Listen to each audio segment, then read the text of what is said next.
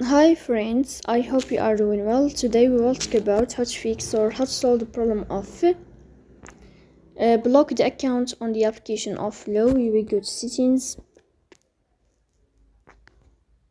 Here we click on apps, default apps, app settings. Then here you will search about the application of Flow and you will click here in this page.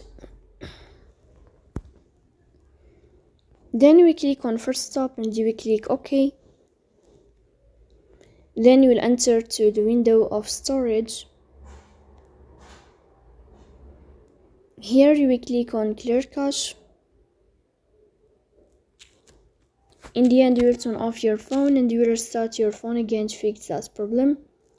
So that's all. Don't forget to support us by like and subscribe. See you next time.